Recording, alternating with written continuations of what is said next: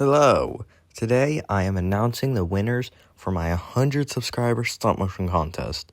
Before we go into the winners, there are some things I'd like to go over. This was a stop motion contest.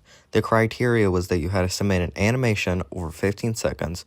It had to be primarily Lego, and it had to be your own original work, of course.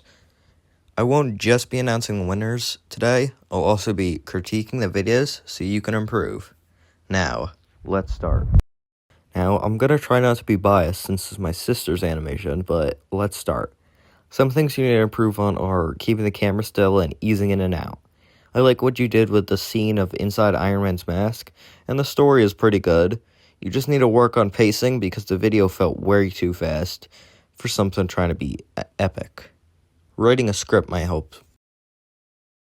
There are a few things you can improve on. For starters, you need some dialogue so people can better understand what's happening in the video. The choreography is good, but needs to be quicker. You also need to keep the camera steady, so build a camera stand if you don't have one. You need way more dialogue to explain what's happening better because I was confused multiple times in the video. You did a good job holding the camera still, and choreography is good. You need to use less frames when they're raising their arms and other things, because it took like a solid 3 seconds for my son to fully raise it. You had a good balance between action and dialogue. I'm not much of a fan of green screen backgrounds, but if it works for you, go with it. Also, you need to use more of the same colors for certain things in your set. Instead of having things like this portal be rainbow, use all gray or something. Using all gray or something would look much better. Speaking of the portal, instead of drawing the red for it, use a stack of red bricks in the portal to make it stay steady with it and look way better. Really good animation and story, but there are some things you can improve on. The biggest thing I had is the amount of room that you gave the dialogue before someone else spoke.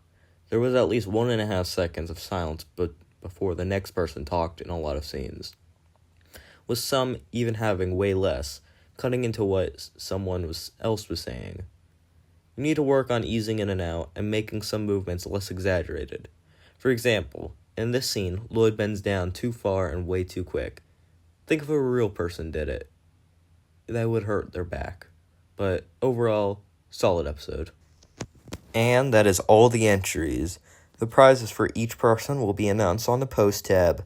Thank you for everyone who submitted a video, and I'll see you guys in the next.